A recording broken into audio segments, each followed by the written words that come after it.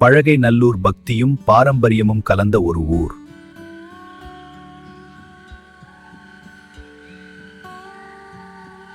அந்த ஊரில் சிவகாமி என்ற தாசி வாழ்ந்தாள்.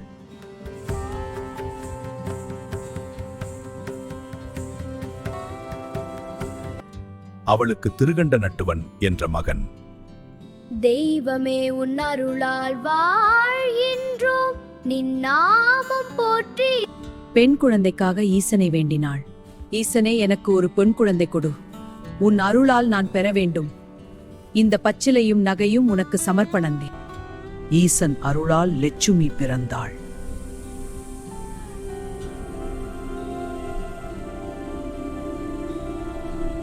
ஈசனும் அருள் புரிய அருமையான பெண்மகவு ஒன்றை பெற்றெடுத்தாள். தன் பொன்னிற்கு லட்சுமி என்று பெயரிட்டாள். மகளும் சர்வ லட்சணங்களும் பொருந்திய மகாலட்சுமியை போன்றே இருந்தாள். மகாலட்சுமியை போன்ற அழகு.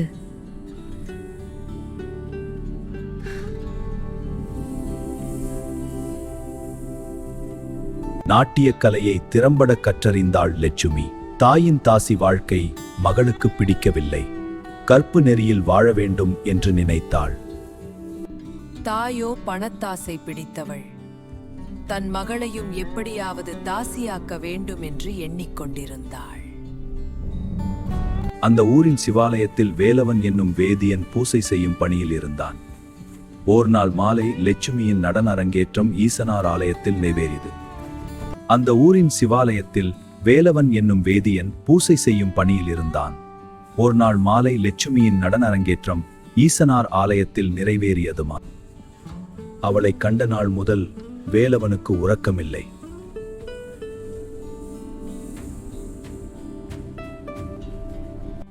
அவளை காண வேண்டும், அவளோடு உரையாட வேண்டும், சுகிக்க வேண்டும் என்ற எண்ணம் அவன் உள்ளத்தில் அதிகமாகிக் கொண்டே இருந்தது. வேலவன் ஆவல் அதிகமாகி ஓர் நாள் சிவகாமி தாசியின் வீட்டுக் கதவை தட்டினான்.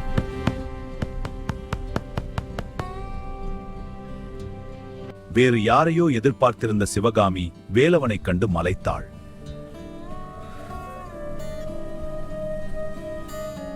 உள்ள வாருங்கள். வேறு யாரையோ எதிர்பார்த்திருந்த சிவகாமி வேலவனை கண்டு மலைத்தாள். யாராக இருந்தாலும் தாசியின் இல்லம் தேடி வந்துவிட்டால் மரியாதை கொடுத்தே தீர வேண்டியமா. உள்ளவா வேலவன். அவளது அழகிலும் நடனக்கலையிலும் தாய் கொடுத்த வசிய மருந்திலும் அடிமையாகிவிட்டிருந்தான். தினம் அவளுக்கு கொடுத்து கொடுத்து தன் கைப்பொருட்களை எல்லாம் இழந்தான். அவளின் அழகு, நடனம், வசிய மருந்து எல்லாம் சேர்ந்து அவனை அடிமையாக்கியது. லட்சுமி குளிச்சிட்டு இருக்கா. அப்படியா, சரி, நான் அப்புறம் வரட்டுமா? இல்ல, உட்காருங்க. லட்சுமி குளிச்சிட்டு இருக்கா. அப்படியா, சரி, நான் அப்புறம் வரட்டுமா? இல்ல, உட்காருங்க. லட்சுமி நன்றாக நடனமாடுகின்றாள் இல்லையா? ஆமாம் அத்தை, அதனால்தான் அவளை எனக்கு பிடித்திருக்கின்றது. ஒரு நாள் லட்சுமி குளித்துக் கொண்டிருந்தாள். வேலவன் வீட்டுக்குள் நுழைந்தான்.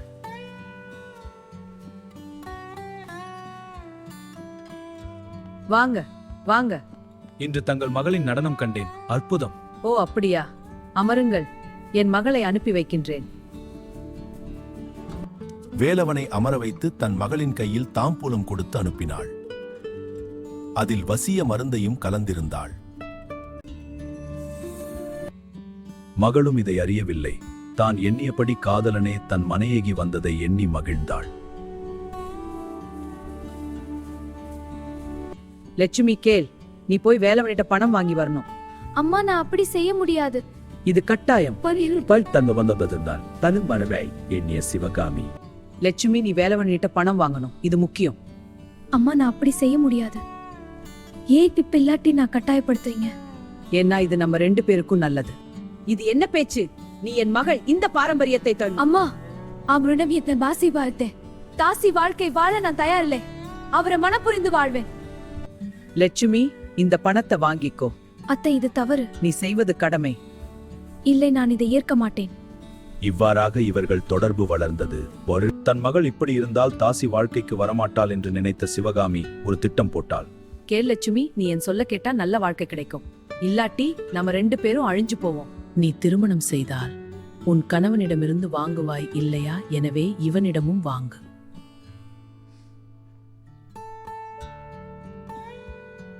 அம்மாவின் அழுத்தத்தில் சம்மதித்தாள் லட்சுமி.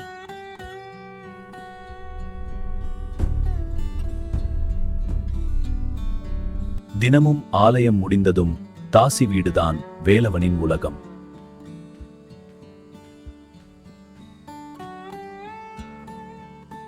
வாங்க வாங்க, உட்காருங்க. லட்சுமி குளிச்சிட்டு இருக்கா. தினமும் மாலை ஆலய நடை சாத்திய பின் தாசியின் இல்லமே கதியென கிடந்தான் வேலவன்.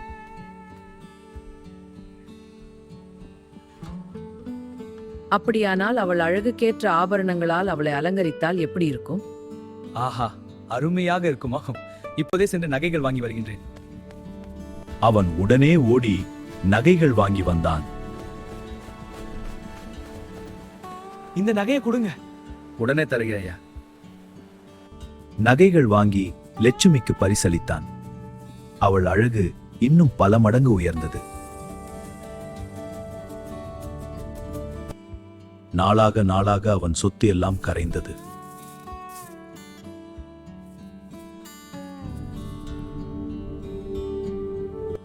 இறுதியில் கோவிலின் நகைகளையும் திருடினான்.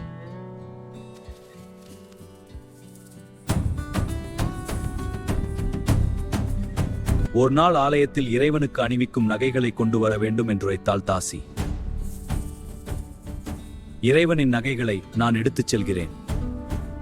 அன்று அவன் கைகளில் ஏதுமில்லை. தாசியின் இல்லம் நோக்கி நடந்தான். உள்ளே நுழைந்தான்.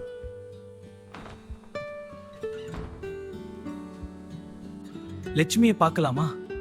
லட்சுமியை பார்க்க முடியாது. ஏதும் கொண்டு வராவிட்டால் என்னை காண அனுமதிக்காதே என்று சொல்லிவிட்டாள். மனமுடைந்தவன் திரும்பி சென்றான்.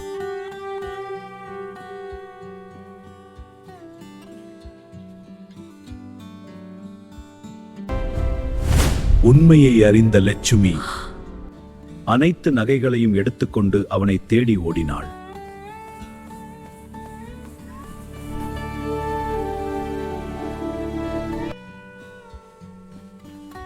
இதெல்லாம் உங்களுடையது, என்னை விட்டு போகாதீர்கள். இருவரும் ஊரை விட்டு ஓடினார்கள். இருவரும் முடிவு செய்து நகைகளுடன் மலையாள தேசம் நோக்கி போய்க் கொண்டிருந்தார்கள். கானகத்தில் சென்று கொண்டிருக்கும் போது பயங்கர வெயில். கள்ளிச்செடியின் நிழலில் லட்சுமியை அழைத்துச் சென்று தன் தொடை மீது படுக்க வைத்தான். களைப்பில் தன்னை மறந்து உறங்கினாள் லட்சுமி. ஆனால் அவன் மனதில் விஷ சிந்தனை எழுந்தது.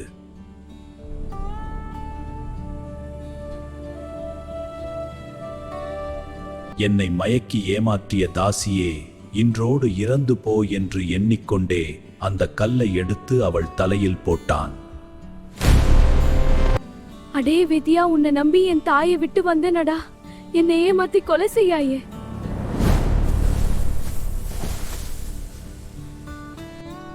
இது நியாயமா? என்னை நீ கொன்றதற்கு சாட்சி எதுவும் இல்லைடாதே. நான் பத்தினியாடா. நீ என்னை கொலை செய்ததற்கு இந்த கள்ளி மரமே சாட்சி. எத்தனை ஜென்மம் எடுத்தாலும் உன்னை வாழ விட மாட்டேன். உன்னை பழிவாங்கியே தீருவேன் என்று சபதமிட்டு இறந்து போனாள் லட்சுமி. இதை சட்டை செய்யாத வேலவன் அந்த நகை மூட்டையை எடுத்துக்கொண்டு நடக்கத் தொடங்கினான்.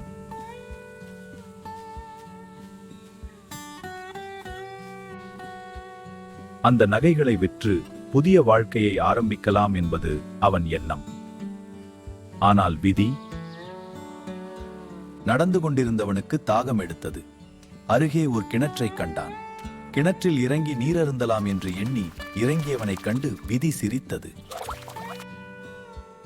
கிணற்று படிக்குள் காத்திருந்த ஒரு நாகம் அவனை தீண்டியது. கிணற்றுள் விழுந்து மடிந்தான். அம்மா, லக்ஷ்மி எங்கே? அவள் இன்னும் திரும்பவில்லை. அவள் எங்கே போனாள்? நீங்கள் அனுமதி கொடுத்தீர்களா? ஆம், அவள் தன் கடமையை செய்யச் சென்றாள். தங்கையை தேடி காட்டுக்குள் ஓடினான் திருகண்ட நட்டுவன். அங்கே தன் தங்கை தலை சிதைக்கப்பட்டு இறந்திருந்த காட்சியைக் கண்டு பதைத்தான், அழுதான், துவண்டான். மனம் வெதும்பி அழுத அவனது ஆவி அப்படியே பிரிந்தது.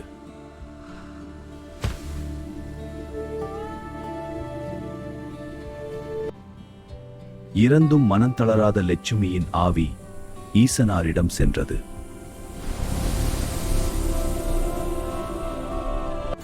ஐயனே, தாசி குலத்தில் பிறந்தும் பத்தினியாய் வாழ நினைத்தது என் தவறோ? எனக்கு ஏன் இந்த தண்டனை? ஈசனும் புன்முறுவலோடு, விதியின் வழியை வெல்ல யாராலும் இயலாது, உனக்கு வேறு என்ன வரம் வேண்டும் கேள் என்றார். என் கரங்களால் நான் அவனை கொல்ல வேண்டும். அந்த வரத்தை எனக்கு தாருங்கள்.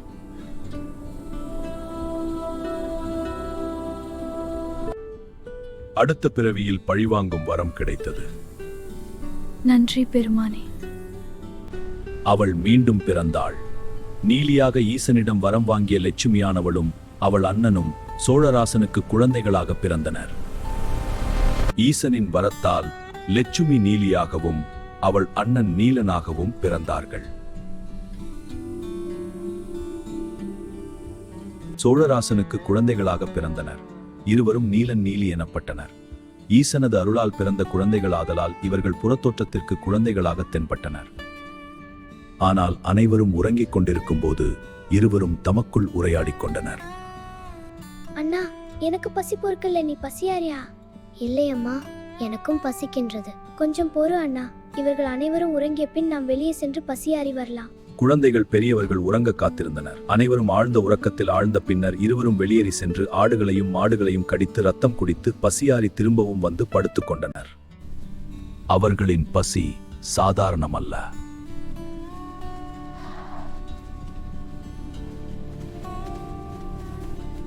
மறுநாள் பார்த்த மகாராணி குழந்தைகள் மேல் இரத்த வாடை வீசுவதைக் கண்டு அதிர்ச்சியடைந்தாள். இந்த சமயத்தில் சோழராசன் ஒரு சோசியனை வரவழைத்து குழந்தைகளுக்கு சாதகம் கணிக்கச் சொன்னார். அரசே, நான் உங்கள் குழந்தைகளின் எதிர்காலத்தை கணிப்பேன்.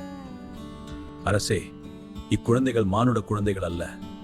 இவர்கள் பிறந்த நேரத்தை பார்த்தால் பேய் குழந்தைகள் என்றே தோன்றுகிறது. இவர்களால் கோட்டை காவல். எனவே இவர்களை காட்டில் விட்டுவிடுங்கள். ஆனாலும் தான் பெற்ற மக்களை காட்டுக்குள் கொண்டு விட மன்னன் மனம் ஒப்பவில்லை. எனவே அதை நிராகரித்து விட்டான். குழந்தைகள் தினமும் இரவில் ஆடு மாடுகளின் இரத்தத்தை குடிப்பதும் அவற்றை அடித்து தின்பதுமாக தங்கள் பசியை ஆற்றிக் கொண்டிருந்தனர்.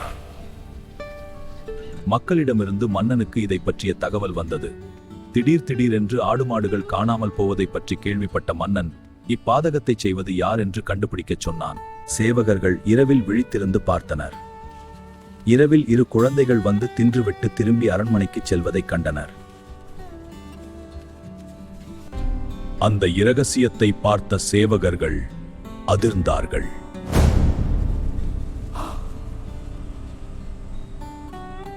இதனால் மன்னன் உண்மையை புரிந்து கொண்டான். பல ஆண்டுகள் குழந்தைகள் இல்லாமல் தைத்த தவவேதன. பல ஆண்டுகள் குழந்தைகள் இல்லாமல் தவித்த தமக்கு இப்படி பேய் குழந்தைகள் பிறந்து விட்டனவே என வேதனை கொண்டான். சேவகர்களை அழைத்து இரு குழந்தைகளையும் காட்டில் போய் விட்டு வரச் சொன்னான்.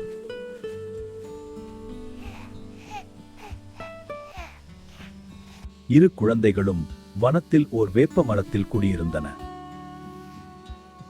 வனத்தில் விலங்குகளை வேட்டையாடி தின்று வாழ்ந்து வந்தன. காலம் சென்றது. அவர்கள் சக்தி வாய்ந்தவர்களாக வளர்ந்தனர்.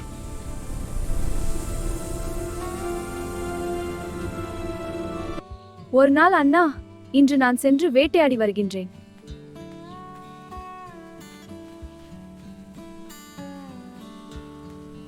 அந்த சமயத்தில் அந்த ஊரில் வாழ்ந்து வந்த வேளாளர்கள் ஆலயத்தின் கதவுக்காக மரம் தேடி காட்டுக்குள் வந்தனர். இந்த மரம் நல்லா இருக்கும்.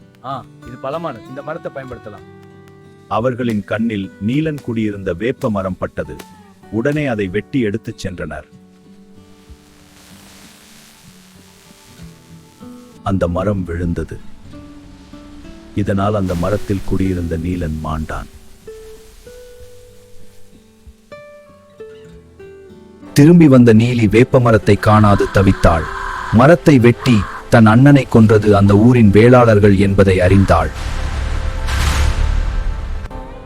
இந்த ஊரில் உள்ள அத்தனை வேளாளர்களையும் அழித்து இந்த ஊரை நாசம் செய்வேன் என சபதம் செய்தாள். இன்னொரு புறம் காவிரி பூம்பட்டினத்தில் பெரும் வாணிப செட்டி ஒருவனுக்கு வேதியன் மகனாக பிறந்தான்.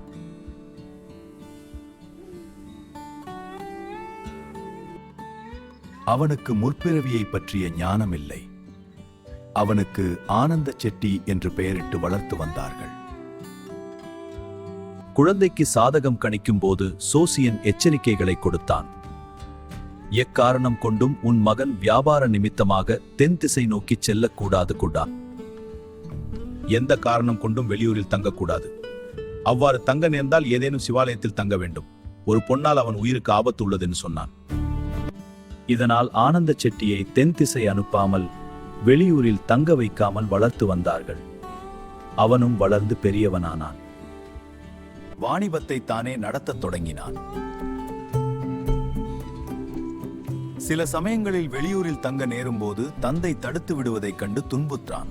எனவே ஒரு மந்திரவாதியிடம் சென்று இதை பற்றி கூறினான். மந்திரவாதியும் ஒரு மந்திர கத்தியை கொடுத்து, இந்த கத்தி உன் இடுப்பில் இருக்கும் வரை உன்னை யாராலும் கொல்ல இயலாது என்று சொல்லி அனுப்பி வைத்தான். இதனால் பல பகுதிகளுக்கும் சென்று வணிகத்தை பார்க்கலானான் ஆனந்த செட்டி.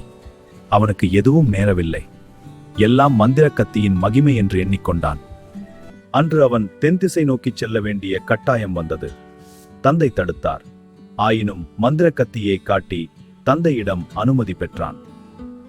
அவன் வந்து கொண்டிருந்த திசையில்தான் அவனை பழிவாங்க காத்திருந்தாள் நீலி. கானகத்தில் அவன் சென்று கொண்டிருக்கும் போது எதிர்பட்டாள் நீலி. செவ்வாடை அணிந்து கையில் வெற்றிலை தாம்பூலம் எடுத்துக்கொண்டு நீலியானவன் ஆனந்த செட்டியை எதிர்கொண்டாள். இந்தா, இந்த பீடாவை வாங்கிக்கோ. அடர்ந்த வனத்தில் செவ்வாடை அணிந்த பொன்னை கண்டதும் அதிர்ச்சியுற்றான் செட்டி. மனத்தில் சோசியனின் எச்சரிக்கை நிழலாடி ஏன் வாங்க மறுக்கிறா? அவளை தவிர்த்துவிட்டு ஊருக்குள் நுழைந்தான் ஆனந்த செட்டி. அவன் கையில் மந்திர கத்தி இருந்ததால் நீலியால் அவனை நெருங்க இயலவில்லை. இதற்குள் மாலையாகிவிட்டது. நீலியானவள் வனத்தில் அவள் சாட்சியாய் விட்டு சென்ற கள்ளி மரத்தை குழந்தையாக மாற்றி அவனை தொடர்ந்து ஊருக்குள் சென்றாள். அனந்தா, நான் உன்னை பின்தொடர்கிறேன். இவர் என் கணவர், இது என் குழந்தை. குழந்தை பிறந்ததும் எங்களை தனியாக விட்டு விட்டு ஓடி. தப்பா புரிஞ்சுக்கிட்டேன். உண்மையே சொல்லுங்க. இப்போ திரும்ப வந்துட்டேன்ல. அவர்தான் என் கணவர். இல்லை, நான் மறுக்கிறேன். அவள் என் மனைவி என்று சொன்னதை மறுத்தான் ஆனந்த செட்டி. மனதுக்குள்ளோ சோசியன் சொன்ன செய்திகள் நிழலாடிக் கொண்டிருந்தன. இவர் என் கணவர் என்பது சத்தியம். வேண்டுமால் என் பிள்ளை இறக்கி விடுகின்றேன். அதனிட அப்பா யார் என்று கேளுங்கள், அது சொல்லும்.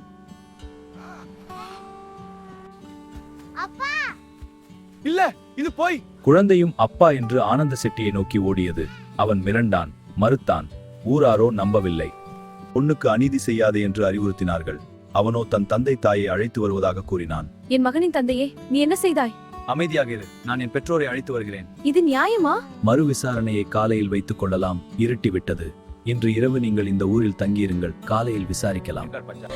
நீலியோ என்னையும் குழந்தையையும் இவரிடம் தனியாக விட்டுச் செல்கின்றீர்களே, இவரிடம் ஒரு கத்தி உள்ளது, அதை வைத்து என்னை கொன்று விடுவார் என்று சொல்லி மேலும் அழுதாள். அவனை சோதனை செய்த பஞ்சாயத்தார் அவனிடமிருந்த கத்தியை பிடுங்க அவர்கள் மூவருக்கும் ஒரு வீட்டை கொடுத்து அங்கு தங்க சொன்னார்கள். சோசியன் சொன்னதெல்லாம் நடந்ததை எண்ணிய ஆனந்த செட்டி பயந்து போனான். இன்றிரவு அவள் என்னை கொன்று விடுவாளே என்று பயந்தபடியே அவளோடு சென்றான். நள்ளிரவு நீலி அவனை எழுப்பினாள். அவனது முன் ஜென்மத்தை அவனுக்கு நினைவூட்டினாள். நீ முந்தைய பிறவியை மொட்டியா? அவன் கதற கதற அவன் வயிற்றை கிழித்து அவனை கொன்றாள். குடலை மாலையாக அணிந்து கொண்டு ஓலமிட்டாள். அவன் தன் அண்ணனை கொன்ற இந்த ஊரின் வேளாளர்களை தான் பழிவாங்க வேண்டும் என்று அந்த ஊரையே எரித்து நாசம் செய்தாள். ஒரே ஒரு வேளாளர் மட்டும் உயிர் தப்பினார். அதிகாலையிலே வயலுக்கு சென்றதால் அவன் உயிர் காக்கப்பட்டது. ஆனால் நீலி அவனை விட்டுவிடவில்லை. இடைச்சிறுமி உருவம் கொண்டு அவனை நாடி வந்தாள். ஐயாவே, அலதிகம், கொஞ்சம் மோர் அருந்துங்கள். அந்த மோரில் இருந்த விஷம் அவன் உயிரை பறித்தது. இவ்வாறாக தனது சபதத்தை முழுமையாக நிறைவேற்றினாள் நீலி.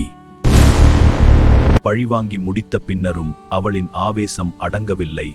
வனத்தில் இரத்த வெறியுடன் அலைந்தாள்.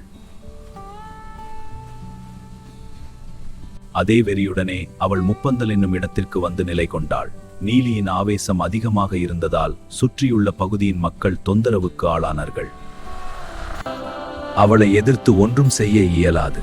அவள் ஈசனிடம் வரம் வாங்கியவள். எனவே அவளை பணிந்து அவளுக்குரிய சாந்திகளை எல்லாம் செய்து அவளை தெய்வமாக்கினர்கள். அவளே இசக்கி என்னும் பெயரில் முப்பந்தலில் நிலை கொண்டாள்.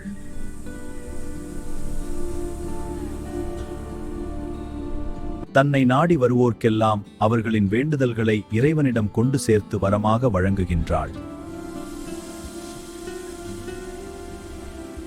இசக்கி ஓடிய வனங்களிலெல்லாம் அவளால் அருள் பெற்றோர் ஆலயங்கள் கட்டி வழிபடத் தொடங்கினர்.